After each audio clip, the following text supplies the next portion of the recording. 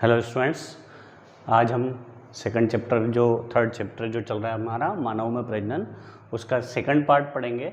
इस second part में हम पढ़ेंगे मादा जनन तंत्र, फीमेल रिप्रोडक्टिव सिस्टम। ठीक है, मादा जनन तंत्र के बारे में इसमें हम पूरी वीडियो में आज पढ़ेंगे और इसके साथ साथ 3-4 क्वेश्चन छोटे मोटे बनेंगे। बीच बीच में ऑब्जेक्टिव भी बोलता जाऊँगा।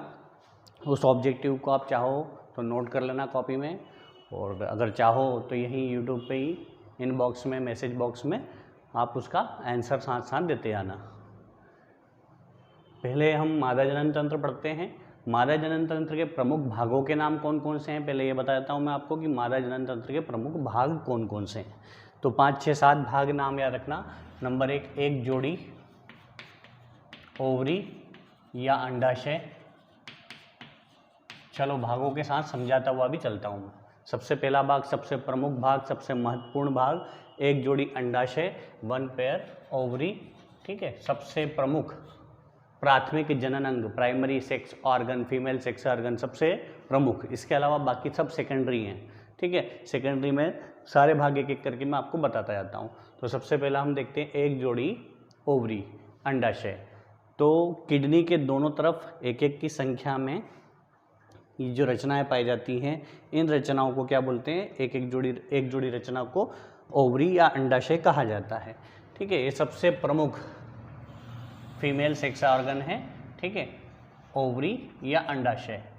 इस प्रकार की रचना रहती है जो किडनी के दोनों तरफ एक एक की संख्या में पाई जाती है। इस प्रकार की इस ओवरी का ये वाला भाग हाइलस कहलाता है। इस वाले भाग में रक्त वाहिनियों और तंत्रिकाओं का जाल बिखरा हुआ रहता है। इसका जो ये उभरा हुआ भाग है, इसको बोलते हैं कॉर्टेक्स। उभारनुमा भाग क्या कहलाता है? कॉर्टेक्स कहलाता है। और ये अंदर का भाग है, इसको कहते हैं मेडुला। ठीक है, यही जर्मिनल एपिथेलियल लेयर, उपकला ऊतक का स्तर है। यहीं पर जर्मिनल जनन कोशिकाओं का निर्माण होता है। याद रखना, इसी जगह पर पुटिका कोशिका, जनन कोशिकाओं का निर्माण होता है इस ओवरी के अंदर। इसको बोलते हैं प्राइमरी जर्म सेल, प्राथमिक जनन कोशिका या प्राइमरी फॉलिकल, PF भी बोल सकते हैं, प्राथमिक फॉलिकल। ये विकसित होकर के द्वितीयक, द्वितीयक से तृतीयक और तृतीयक से मैच्योर फॉलिकल, परिपक्व पुटिका कोशिका बनती है। इस परिपक्व पुटिका कोशिका के अंदर ही एग, अंडाणु या ओवम का निर्माण होता है। इसी के अंदर ओवम बनता है, ध्यान रखना। फीमेल गेमिट जो है ओवम, इस ओवरी के इस फॉलिकल सेल, मैच्योर फॉलिकल या ग्रेफियन फॉलिकल, क्या बोलते हैं इसको? ग्रेफियन फॉलिकल के अंदर, ग्राफियन या ग्रेफियन एक ही बात है, इसके अंदर निर्माण होता है किसका? ओवम का या फीमेल गेमिट का। ठीक है, जो पीरियड आते हैं उस पीरियड के 5वें दिन के बाद ये प्राइमरी फॉलिकल 5वें दिन से शुरू होता है और 14वें दिन तक ये मैच्योर फॉलिकल या ग्राफियन फॉलिकल डेवलप हो जाता है। मतलब ये 9 दिन के समय अंतराल में यहाँ से यहाँ तक ग्रेफियन फॉलिकल बन जाता है। ठीक है, अब ये बात आई है तो साथ में क्वेश्चन बनेगा, मेंस्ट्रुअल साइकिल या मासिक चक्र, आतर्व चक्र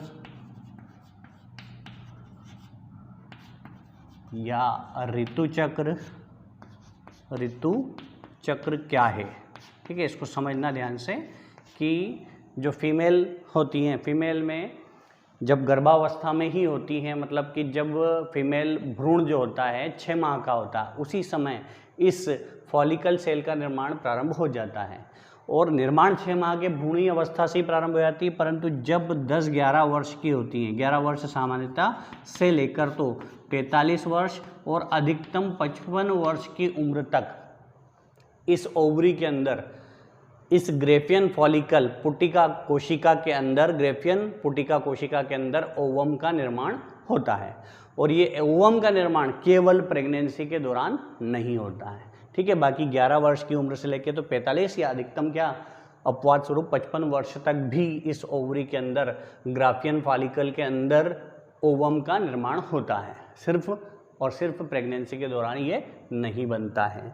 ठीक है, अब ये जो 5वें दिन से मैंने बताई थी, 5वां दिन क्या है कि जो ये ऋतुस्राव या ऋतु चक्र जो है वो होता क्या है कि जब 14 दिन बाद ये ग्राफियन फॉलिकल रप्चर हो जाती है, फट जाती है और इसके अंदर से ये ओवम बाहर आ जाता है।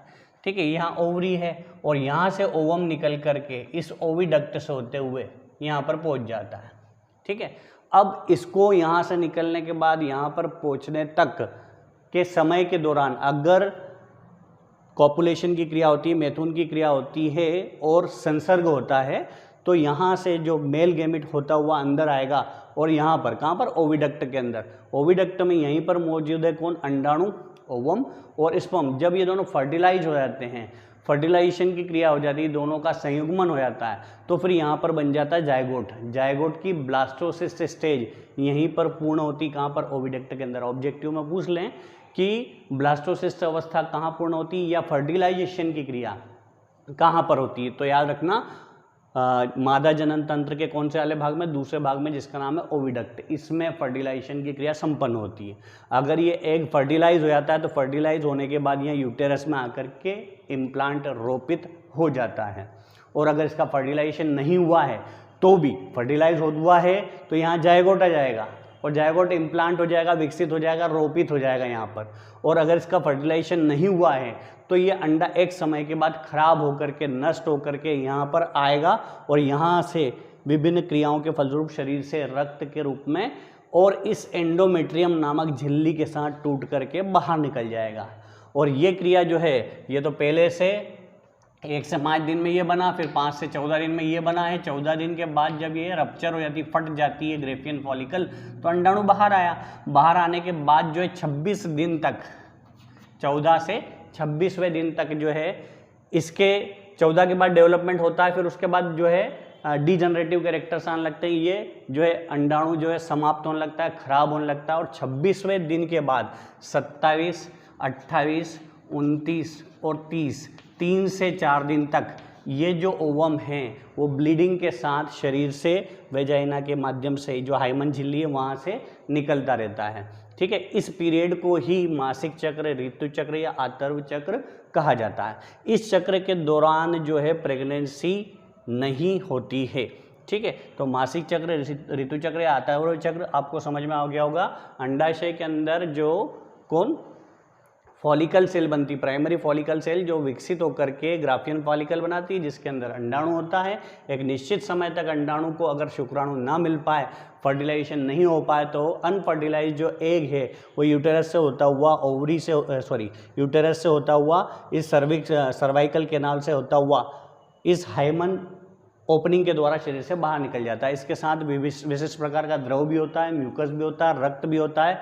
अर्थात इन 3-4 दिनों में क्या होती है, ब्लीडिंग होती है। इसलिए इस चक्र का नाम मासिक, और ये चक्र जो है हर महीने चलता है, इसलिए इसका नाम मासिक चक्र या मेंस्ट्रुअल साइकिल, शॉर्ट में MC के द्वारा बोला जाता है। ठीक है, यह इसमें जो एंडोमेट्रियम है, ये एंडोमेट्रियम हर महीना बनती है और हर महीना टूट करके निकल जाती है।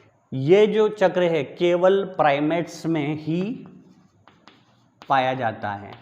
इसी से मिलता जुलता एक और चक्र है, साथ ही इसको बताता हूँ, मध्य चक्र या ओस्ट्रस साइकिल, जो नॉन प्राइमेट्स से हैं। प्राइमेट्स और नॉन प्राइमेट्स में अंतर याद रखना कि जो प्राइमेट्स से हैं वो 2 पैर वाले स्तनी और 4 पैर वाले स्तनी नॉन प्राइमेट्स है। इसके अलावा और भी अंतर है दोनों में कि जो प्राइमेट्स हैं उनका मस्तिष्क पूर्णतः विकसित होता है। नॉन प्राइमेट्स का मस्तिष्क का भी अग्र मस्तिष्क वाला ज़्यादा विकसित होता है भाग, किसका, प्राइमेट्स का। और प्राइमेट्स में मनुष्य, बंदर, चिंपांजी, गोरिल्ला ये सब आ रहे हैं।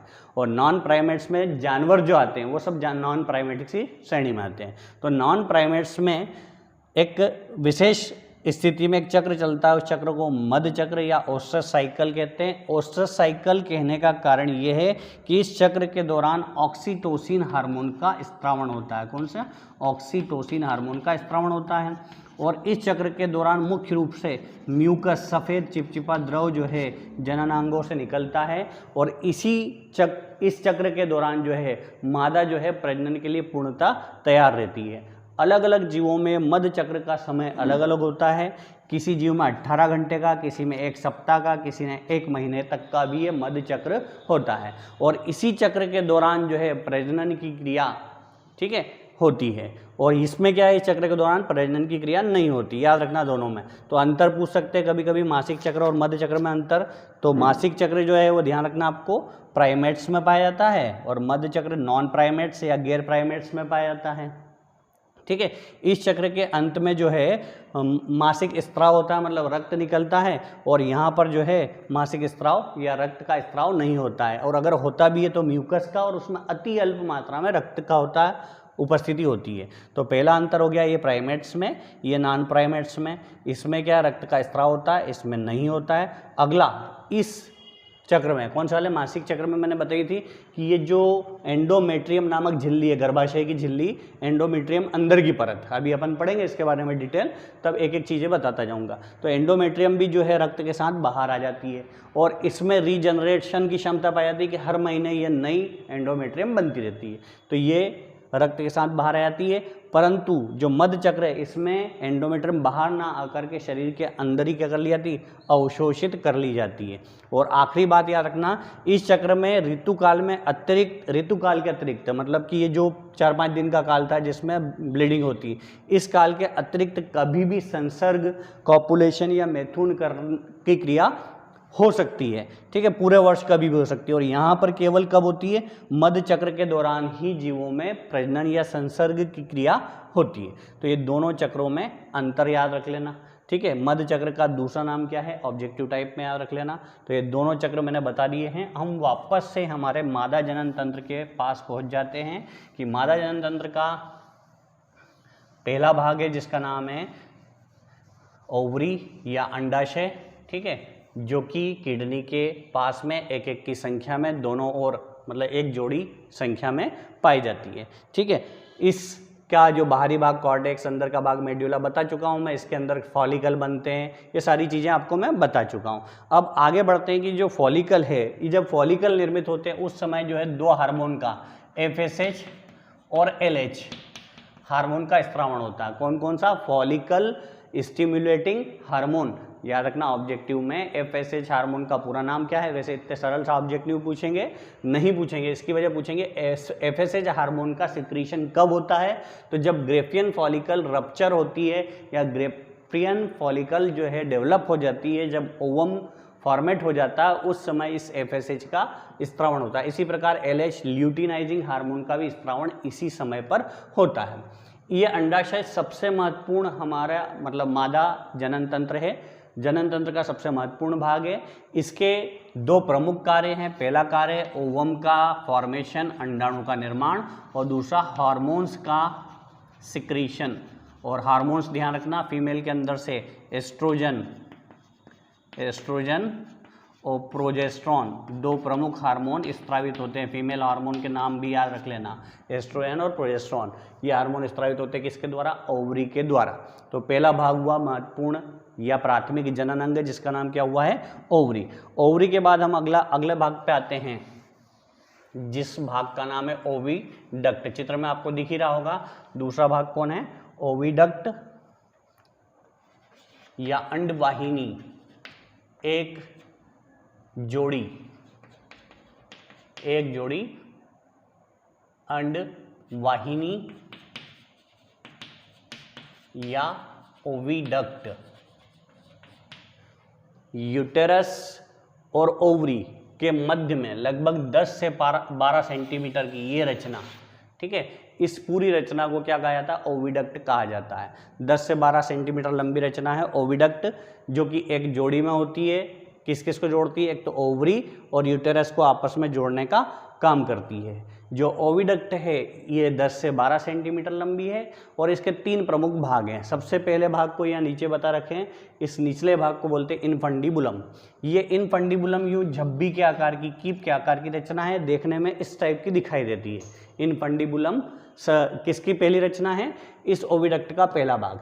ये इनफंडिबुलम क्या करती है कि जो ओवरी में से कौन आ रहा है, अंडाणु, ठीक है।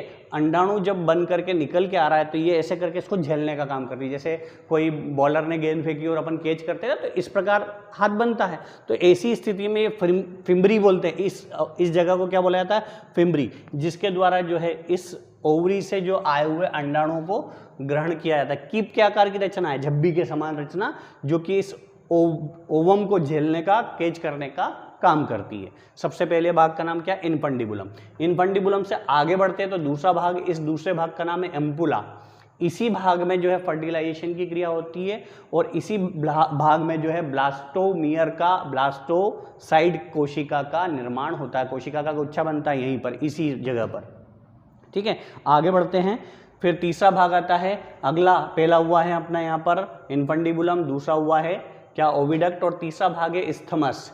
इस इस्थमस, ये पेशियों की बनी हुई रचना है। इस्थमस दोनों तरफ है, ये दोनों तरफ। इस इस्थमस का काम है किसको, इसको और इसको आपस में जोड़ना, एक दूसरे को आपस में जोड़ने का काम है किसका, इस्थमस का, ठीक है। और इसी से होकर के या तो आगे जाएगा कौन, जायगोट, या अंडाणु आगे जाएगा। जायगोट कब जाएगा, जब फर्टिलाइजेशन हो जाएगा, और नहीं होगा तो कौन जाएगा आगे, अंडाणु आगे जाएगा। और ये जो भाग है ओविडक्ट है, इस ओविडक्ट वाले भाग का काम ही यही है, या तो अंडाणु या जायगोट को यहाँ से कहाँ, यूटेरस में पहुँचा देना। तो दूसरा भाग हो गया अपना ओविडक्ट या अंडवाहिनी। तीसरे भाग की बात करते हैं हम, यूटेरस। यूटेरस या गर्भाशय, जिसके अंदर शिशु या जायगोट या भ्रूण का विकास होता है। ये वाला भाग क्या कहलाता है, गर्भाशय, ठीक है। ये इस शेप का दिख रहा है, ऐसी इस शेप का। इस गर्भाशय की जो चौड़ाई है वो 8 सेंटीमीटर है, सॉरी लंबाई 8 सेंटीमीटर है, चौड़ाई 5 सेंटीमीटर है, और मोटाई जो है इसकी 3 सेंटीमीटर होती है। याद रखना, 8 सेंटीमीटर तो लंबाई, 5 सेंटीमीटर इसकी चौड़ाई, और मोटाई जो है वो इसकी कितनी होती है, लगभग 3 सेंटीमीटर होती है यूटेरस की लंबाई। यूटेरस जो है तीसरा महत्वपूर्ण भाग है। इस यूटेरस के 3 स्तर होते हैं। सबसे पहले स्तर का नाम एंडोमेट्रियम, सबसे अंदर की झिल्ली है, ये सबसे महत्वपूर्ण झिल्ली है, जो कि मासिक चक्र के दौरान भी बता चुका हूँ इसके बारे में सब कुछ। सबसे महत्वपूर्ण झिल्ली है ये एंडोमेट्रियम, जो कि हर महीना वापस बनती रहती है। दूसरा भाग है मायोमेट्रियम, मसल्स का महत्वपूर्ण भाग है ये मायोमेट्रियम, मसल्स का बना हुआ। और यही भाग जो है जब शिशु का जन्म होता है तो उस समय ये भाग जो है एक प्रकार का क्या करता है, दबाव डालता है इस ओवरी के, यूटेरस के ऊपर, इस मसल्स के कारण। और इस दबाव के कारण यहाँ से शिशु आगे की ओर, जिसका नाम है सर्वाइकल कैनाल, और सर्वाइकल कैनाल से होते हुए वेजाइना के माध्यम से बाहर निकल जाता है। तो मायोमेट्रियम जो है मसल्स का, ठीक है, मसल्स का बना हुआ भाग दूसरा भाग है, महत्वपूर्ण भाग। और तीसरा पेरीमेट्रियम, ये भी सबसे बाहर का भाग है, इसकी कोई विशेषता, कुछ खास बात नहीं है। तो ये तीसरा भाग हुआ है हमारा क्या, यूटेरस। यूटेरस के भाग बता दिए मैंने। अब यूटेरस के अंदर जो है 3 भाग होते हैं। सबसे ऊपर का भाग जो है ये कहलाता है फंडस। ये ऊपर का भाग जहाँ से कौन कनेक्ट हुआ है, ओविडक्ट कनेक्ट हुआ है। इस ऊपर के भाग को क्या कहा जाता है, फंडस। नीचे का ये वाला भाग, ये दूसरा भाग है, इस दूसरे भाग को बोलते हैं कॉर्पस। और तीसरा वाला भाग, ये वाला भाग, इसको बोलते हैं सर्विक्स। ये लिखा है सर्विक्स, ये तीसरा वाला भाग, ठीक है। 3 भाग होते हैं एक यूटेरस के अंदर, फंडस, कॉर्पस और सर्विक्स। 3 भागों से मिलकर बनी होती है कौन, यूटेरस। आगे बढ़ते हैं, यूटेरस के बाद अगला भाग आता है वेजाइना या योनि। वेजाइना या योनि मुख्य जनन मार्ग है।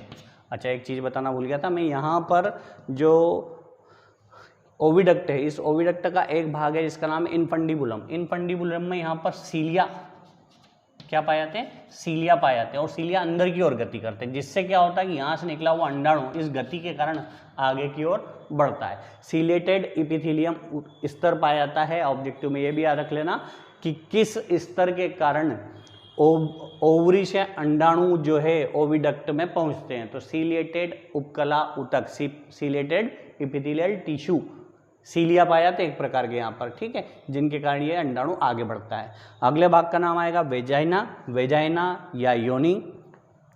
अगला भाग ये यहाँ से यहाँ तक का ये दिख रहा है, ये वाला भाग, इस ये वाले भाग को बोलते हैं वेजाइना या योनि। चौथा महत्वपूर्ण भाग है जो कि म्यूकस झिल्ली का, काय का, म्यूकस झिल्ली का और शल की उपकला ऊतक का बना हुआ होता है। इसके अंदर ट्रांसफर फोल्ड पाए जाते हैं। यहाँ क्या पाए जाते हैं, फोल्ड पाए जाते हैं। और यहाँ से एक प्रकार का कसेला पदार्थ, क्षारीय पदार्थ स्रावित होता है। और इस पदार्थ के कारण जो हमने पिछली वीडियो में पढ़ा था नर जनन तंत्र, उसमें से शुक्राणु निकले थे जो कि करोड़ों की संख्या में थे। तो ये योनि क्या करती है, इन शुक्राणुओं को यहाँ पर भक्षण करने का काम करती है। भक्षण करती है कौन, योनि नष्ट कर देती है शुक्राणुओं को। सारे के सारे नष्ट नहीं होते हैं, करोड़ों में से अधिकांश नष्ट हो जाते हैं और कुछ ही शुक्राणु अंदर पहुँच पाते हैं और उनमें से एक ही शुक्राणु फर्टिलाइजेशन में भाग ले पाता है। ठीक है, तो वेजाइना जो है लगभग 8.5 सेंटीमीटर लंबी रचना है।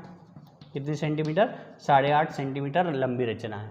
और इस वेजाइना वाले भाग में ही ध्यान रखना, इस वाले भाग में एक झिल्ली पाई जाती है। इस झिल्ली को बोलते हैं हाइमन झिल्ली। यहीं पर एक झिल्ली मौजूद है, उस झिल्ली का नाम क्या है, हाइमन झिल्ली। अब ये जो वेजाइना है, वेजाइना के पास हाइमन झिल्ली है। इस वेजाइना वाले भाग में फोल्ड पाए जाते हैं, वो तो मैं बता चुका हूँ, जो शुक्राणुओं का भक्षण करते हैं। इसके बाद जो है ये 4 प्रमुख भाग हुए हैं। सबसे प्रमुख तो हो गया अंडाशय या ओवरी, उसके बाद ये 3 भाग और बताएं। इसके बाद एक और भाग आता है बाह्य जनन अंग या external reproductive organ. External reproductive organ, बाह्य जननांग। इस चित्र में आपको बाह्य जननांग के 5 भाग दिखाई देंगे। इन 5 भाग को ध्यान से देखना। सबसे पहले भाग का नाम है मोन्स प्यूबिस, जो कि नाभि के लगभग 15 सेंटीमीटर नीचे ऐसी गद्देदार रचना जिस पर रोम या हेयर पाए जाते हैं, इसको बोलते हैं मोन प्यूबिस। अच्छा, ये हेयर का विकास जो है द्वितीयक लैंगिक लक्षण का प्रदर्शक है। नर और मादा में एक क्वेश्चन बनता है, नर तथा मादा के द्वितीयक लैंगिक लक्षण को समझाइए। तो 11-12 वर्ष की उम्र के बाद नर तथा मादा में जब यौवन अवस्था प्रारंभ होती है, पुबर्टी प्रारंभ होती है, तो उस समय कुछ परिवर्तन देखने को मिलते हैं। उन परिवर्तनों को ही द्वितीयक लैंगिक लक्षण कहते हैं। जैसे नर के बारे में आपको पता, दाढ़ी मूंछ का आना, आवाज़ का भारी आना, कंठ का थोड़ा बाहर निकलना, जनन अंगों में या बगल में बाल आना, शुक्राणु का निर्माण होना शुरू हो जाना। इसी प्रकार मादा के अंदर भी द्वितीयक लैंगिक लक्षण होते हैं। इस मोन्स प्यूबिस में जो मैं बताया, इसमें हेयर्स पाए जाते हैं। तो द्वितीयक लैंगिक लक्षण के समय ही इस हेयर का विकास होता है। इसी समय ऋतुस्राव प्रारंभ हो जाता है, आवाज़ पतली हो जाती है, लड़कों के कंधे चौड़े और मस्कुलर हो जाते हैं, मांसपेशियां मजबूत हो जाती हैं। ठीक है, इसी समय जो है परिवर्तन आते हैं यौवन आरंभ में। तो पूछ सकते हैं कि पुरुष में द्वितीयक लैंगिक लक्षण कौन कौन से होते हैं या स्त्रियों में द्वितीयक लैंगिक लक्षण कौन से होते हैं। 2-2 नंबर के छोटे क्वेश्चन हैं। तो अब हम पढ़ रहे हैं बाह्य जननांग। बाह्य जननांग के अंदर 5 भाग हैं। सबसे पहला भाग है मोन्स प्यूबिस, जो कि नाभि के नीचे ये स्पंजी या संयोजी ऊतक की मोटी वसायुक्त रचना है। फिर इसके बाद दूसरी रचना का नाम याद रखना। पहला क्या हुआ है, मोन्स प्यूबिस, उसके बाद लेबिया मेजोरा। ये जो वेजाइना है, इस वेजाइना के बाहर मोटा सा आवरण पाया था, चमड़े का खोल पाया था। इस आवरण को ही लेबिया मेजोरा कहा जाता है, इस आवरण को। ठीक है, फिर और बढ़ते हैं आगे। लेबिया मेजोरा के बाद लेबिया माइनोरा। योनि के अंदर एक पतली सी झिल्ली, चमड़ी की झिल्ली पाई जाती है, जो कि इस योनि को ढकने का काम करती है, वेजाइना को, जिसको बोलते हैं labia minora. Labia minora, labia majora. उसके बाद चौथा भाग आता है, याद रखना आप, जिसका नाम है क्लाइटोरिस, ये वाला भाग, जो कि किसके ऊपर, ये जो लेबिया माइनोरा है उसके ऊपर किनारे की ओर, और जो मादा जनन अंग है वेजाइना के ऊपर स्थित है एक रचना, जिसको बोलते हैं क्लाइटोरिस। ये ऐसा कहा जाता है कि ये क्लाइटोरिस जो है सबसे ज़्यादा संवेदी प्रकृति का अंग है। नर के शिश्न के समान रचना है इसकी, और ये उत्तेजना का कार्य करता है, उत्तेजित करता है कॉपुलेशन या संसर्ग के दौरान। और सबसे आखिरी भाग है, इस आखिरी भाग का नाम है हाइमन झिल्ली। एक विशेष प्रकार की झिल्ली है, जो कि पुरानी मान्यता है, ऐसा माना जाता है प्राचीन काल से कि ये हाइमन झिल्ली ये प्रदर्शित करती है कि लड़की वर्जिन है या नहीं, कुंवारी है या नहीं। अगर प्रथम संसर्ग के दौरान या फर्स्ट इंटरकोर्स के दौरान अगर ब्लीडिंग नहीं होती है, अर्थात ये झिल्ली नहीं फटती है, इसका अर्थ ये है कि लड़की कुंवारी नहीं है। ये पुरानी मान्यता है। आपकी जो एनसीईआरटी की बुक है उसमें एक ऑब्जेक्टिव टाइप से अलग से एक पैराग्राफ में लिखा हुआ है कि ये पुरानी मान्यता है और ये बात बिल्कुल असत्य है। क्यों? क्योंकि यह हाइमन झिल्ली जो है कभी कभी घुड़सवारी के कारण, साइकिलिंग के कारण या स्पोर्ट्स गर्ल्स की हाइमन झिल्ली जो है ऑटोमेटिक फट जाती है, जो इस बात को सिद्ध नहीं करती है कि लड़की वर्जिन है या नहीं। पसीना आ गया यार ऐसा टॉपिक पढ़ाने में। आगे बढ़ते हैं। अब ये जो हाइमन झिल्ली है, हाइमन झिल्ली में एक छिद्र होता है जिसको बोलते हैं हाइमन ओपनिंग। ये लिखा है HO मतलब हाइमन ओपनिंग, उसके ऊपर है वेजाइनल ओपनिंग, उसके ऊपर है यूरेथ्रल ओपनिंग। 3 छिद्र पाए जाते हैं यहाँ पर। एक तो यूरेथ्रल ओपनिंग जिससे यूरिन बाहर निकलता है, एक वेजाइनल ओपनिंग जो कि कॉपुलेशन या मैथुन की क्रिया में भाग लेने वाला अंग है, और एक हाइमन झिल्ली जिससे कि पीरियड्स के दौरान जो है ब्लीडिंग होती है। तो ये हो गया बाह्य जनन अंग। बाह्य जनन अंग के बाद अगली आती हैं ग्रंथियाँ। अगली क्या आती हैं? ग्रंथियाँ या ग्लैंड्स। 2-3 प्रमुख ग्रंथि हैं। एक तो बर्थोलिन ग्रंथि सबसे प्रमुख ग्रंथि है। काउपर ग्रंथि के समकक्ष ग्रंथि है बर्थोलिन ग्रंथि, जो कि क्षारीय द्रव का स्त्रावण करती है, और इस द्रव के अंदर लैक्टोबैसिलस, लिख लेना ऑब्जेक्टिव, लैक्टोबैसिलस एसिडोफिल्स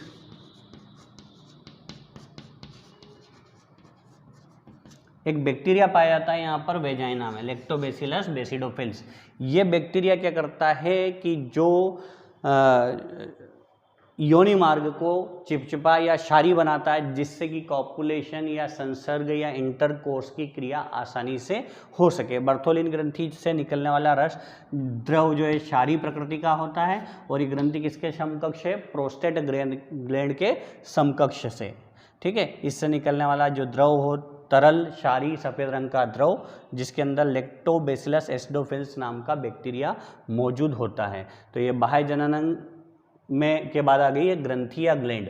इसके अलावा और भी ग्रंथियां और भी हार्मोन्स पाए जाते हैं जो कि इस पूरे प्रजनन तंत्र में महत्वपूर्ण भूमिका निभाते हैं। अभी हमने पढ़ा है ये क्या? मादा जनन तंत्र की संरचना का सचित्र वर्णन। साथ साथ 2-3 क्वेश्चन हो गए। मासिक चक्र क्या है, मध्य चक्र क्या है, मासिक चक्र और मध्य चक्र में अंतर। फिर उसके बाद एक क्वेश्चन बना था, अभी मैंने बताया था, पुरुष में और स्त्रियों में पाए जाने वाले द्वितीयक लैंगिक लक्षणों का वर्णन करो। तो पुरुष और स्त्रियों के द्वितीयक लैंगिक लक्षण आप पढ़ोगे तो ही समझ में आएगी। ये सारी चीज़ें जो आपने शरीर में, हमारे शरीर में मौजूद है, उनके बारे में हमने पढ़ा है। तो ये सेकंड पार्ट हुआ है मादा जनन तंत्र। अब जो है इस चैप्टर के अंदर अगला जो प्रोसेस आती है गैमेटोजेनेसिस, गैमेट के निर्माण की प्रक्रिया को गैमेटोजेनेसिस कहते हैं, शुक्राणु और अंडाणु का निर्माण, जो कि हम अगली वीडियो में देखेंगे। अगर किसी को किसी प्रकार का डाउट हो तो आप बेझिझक पूछ सकते हैं। ठीक है, चाहे तो पर्सनल में पूछें, चाहे जैसे चाहें वैसे पूछ सकते हैं। ठीक है, थैंक यू।